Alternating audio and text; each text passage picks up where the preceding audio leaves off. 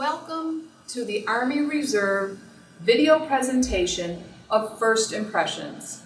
My name's Karen Conboy, and I am delighted to be working with you this morning on talking about a family sponsorship welcome program. So join with me as we talk about what can be done to welcome new families into your unit.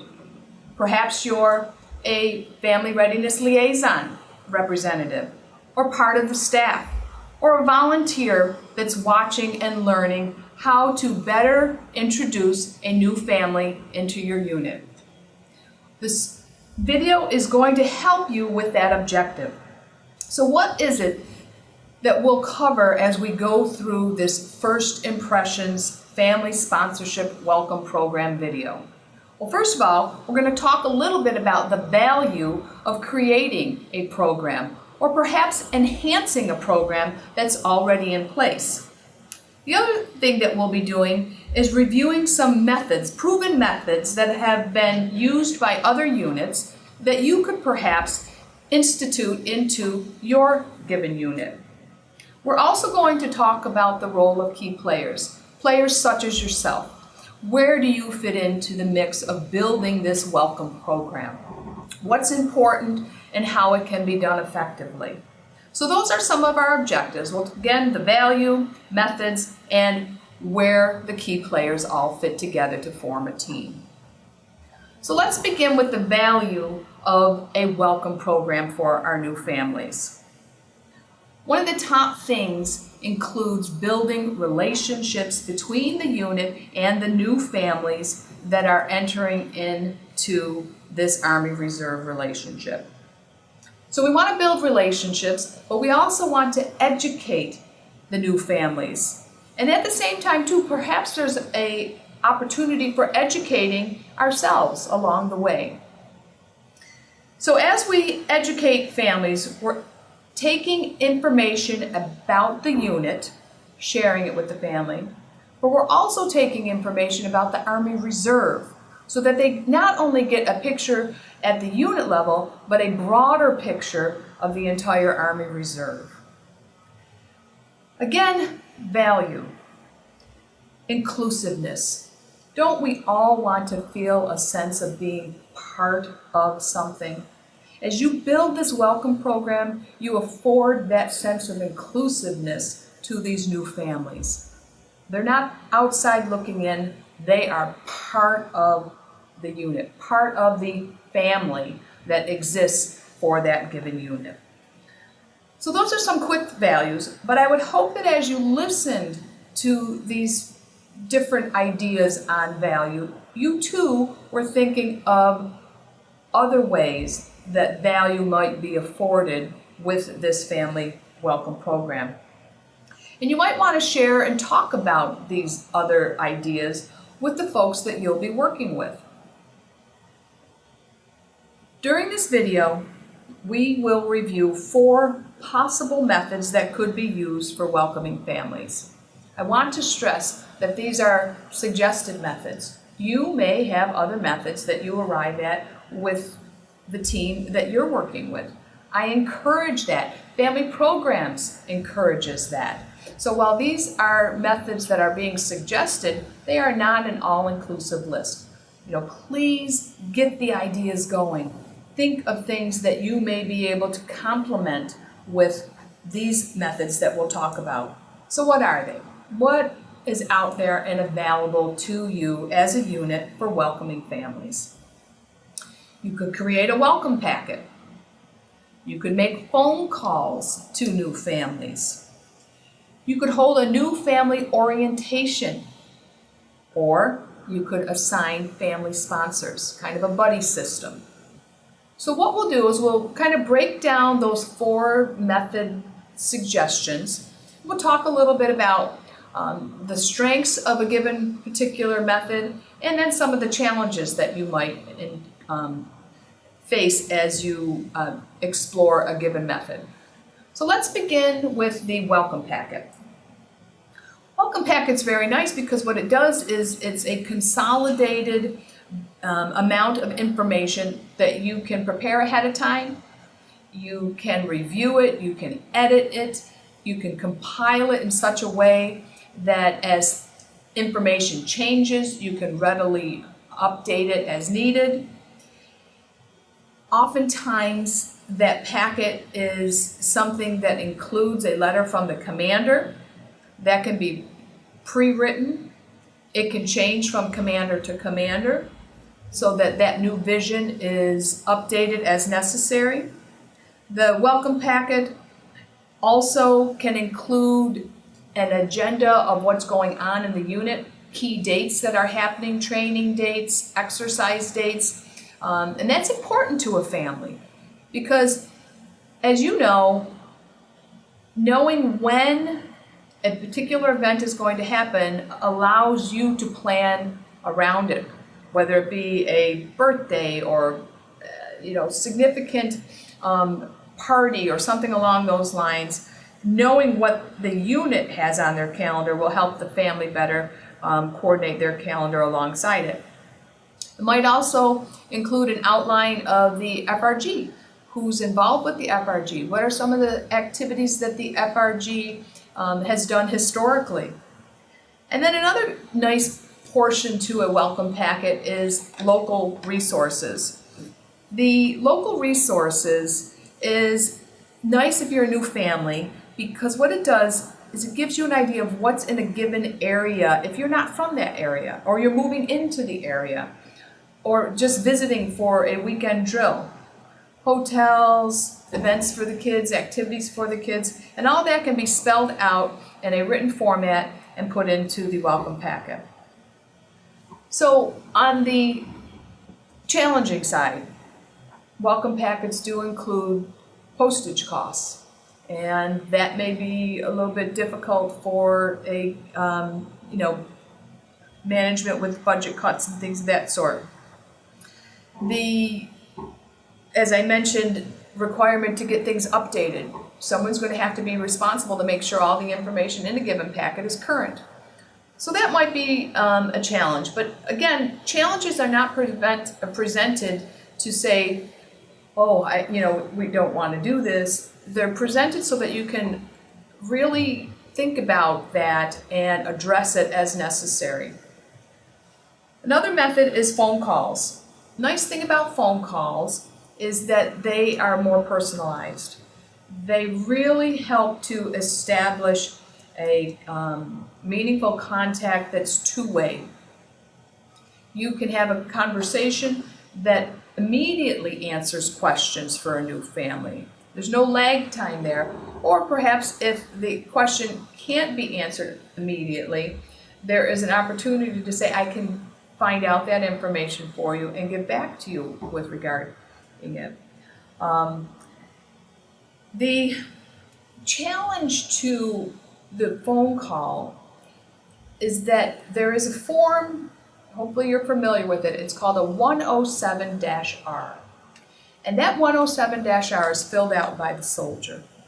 And it runs through an assortment of personal information for the soldier. And one component of that 107-R happens to be the family information.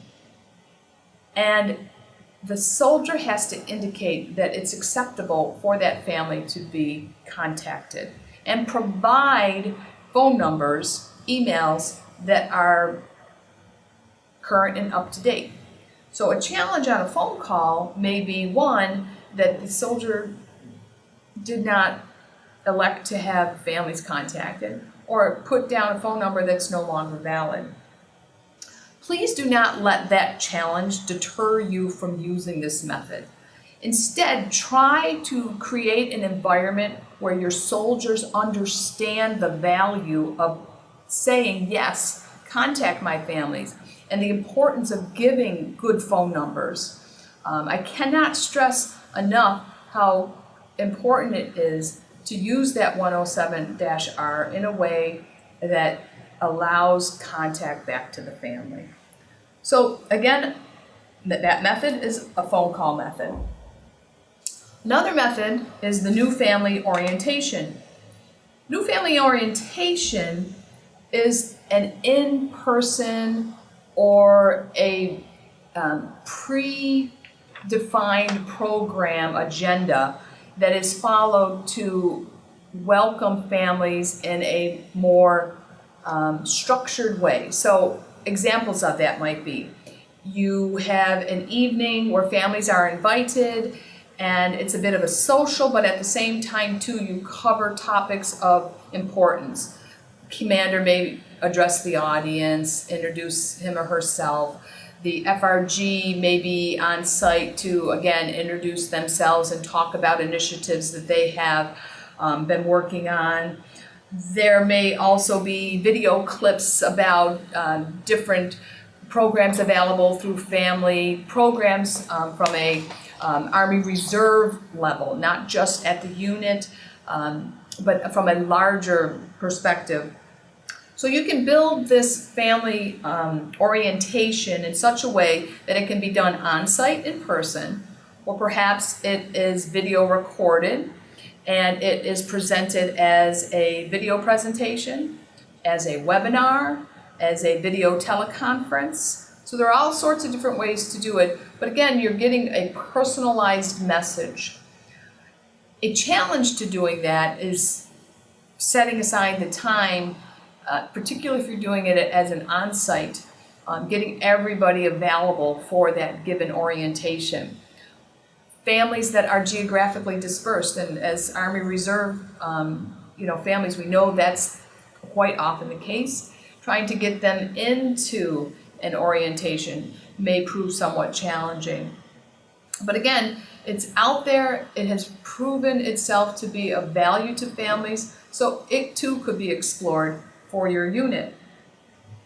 And then another method that has had great success is the family sponsorship program. This particular method assigns a given individual to a particular family, and it's a bit of a buddy system. So it really drives home that personal touch and attentiveness to a given family. And this can take place over a period of time as opposed to a singular event. The beauty of that is it truly does build a relationship, and it really gives a dedicated resource to a new family so that there is a go-to person if that individual has a need that they can't find the information for. The difficult component to a family sponsorship program is it takes place over a period of time. So getting individuals to commit to a longer process can be a challenge. It also can involve a need for continued interaction. And during that continued interaction, similar to the phone call, you want to ensure that all the information that's conveyed is accurate. So now you have an individual that may have an opinion or something, and you really want to make sure that it is consistent with the message that the unit wishes to convey. So you lose a little bit of that oversight by virtue of going to the family sponsorship or a phone call. Nice thing about a phone call is you can have a script that goes along with it. And with the family sponsorship, you can certainly have guidelines that go along with it, but again, you do lose some of that oversight. My personal feeling is the unit sets the tone. And if you as a unit properly educate and properly support your volunteers who are participating in these programs, then they're going to come forth with good, solid information. So it's part of doing your homework that really will ensure the success of these different methods.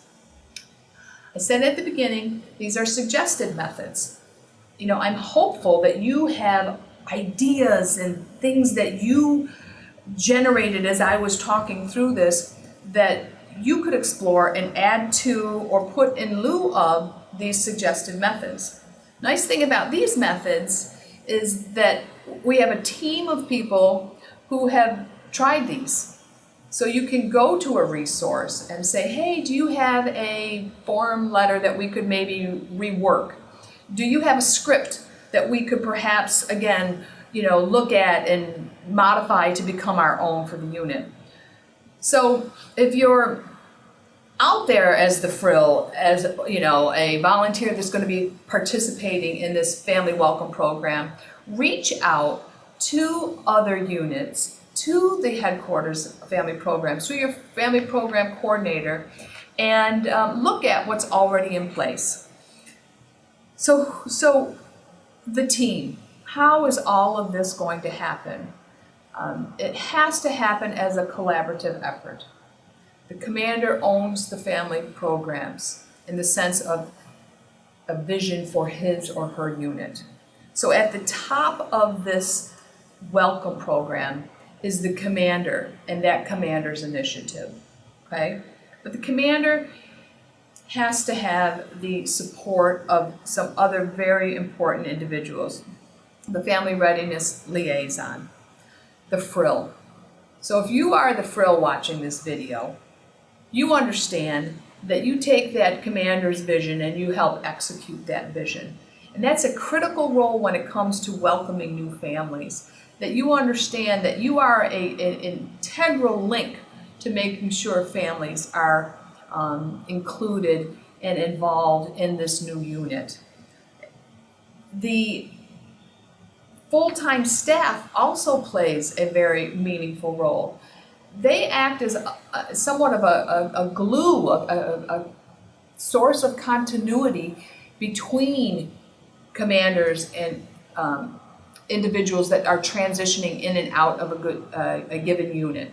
So we need to make sure that our full-time staff is aware of any kind of a welcome program. They will bring insight from past experiences so that they can share and shed light on perhaps something that was tried that was successful or wasn't successful. So including them is important. It also helps to designate a family sponsorship coordinator.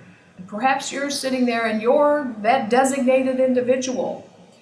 These ideas are meant to spark that sense of how you can make a welcome program work for you. But understand your role is so important because you will act as a resource of knowledge. You will ensure that people who have been tasked are following up on their tasks, that they're doing what needs to be done in order to ensure success with the welcome program. You too may play part of a role that is on the phone, that's standing in front of the audience. Again, how you define it is up to you, but understanding that you have ownership of it becomes critical if you are the family sponsorship coordinator. And then we have our FRG volunteers. Whether you be in a leadership role for the FRG or a volunteer that supports the initiatives, there is the need for individuals because there's so much that can be done, and the more that you do, the more that you include volunteers in this process, it's a greater sense of inclusiveness. And you'll remember at the very beginning I talked about one of the values is that new families feel included. So if I'm a new family and I'm being reached out to by a volunteer, I begin to see, hey, I could fulfill that role too. So you're serving, two things at once. You're showing value to the person who is actually helping, and you're giving a sense of what a new family coming in can also participate in. So those are the key players: the commander, the family readiness liaison, your full-time staff, your family sponsorship coordinator, as well as your FRG and its volunteers. So we've walked through several things. We've walked through the value of a family welcome program. We've walked through some methods that could be utilized for an effective welcome program. And we've talked a little bit about the key players and what role they need to play in making this a success. So in doing that, I hope that you can turn around and take these lessons learned and design a program that fits your unit, keeping in mind the value that it's going to give back to these new families. Remember that first impressions are often lasting impressions. And as a unit, you want to ensure that new families see the best of your unit. And not just the best of your unit, but the best of the Army Reserve. We collectively form a family, and that needs to be conveyed through a welcome program to each and every new family that comes on board. So I thank you for participating in this video presentation. I encourage you to take some of what we covered and implement it and run with it in a way that defines you as a unit for your new families. By all means, if you need additional support, reach out to the family programs that are available through your family program coordinator or through the headquarters at USARC, and just do the wonderful things that help make a family feel welcome. Thank you.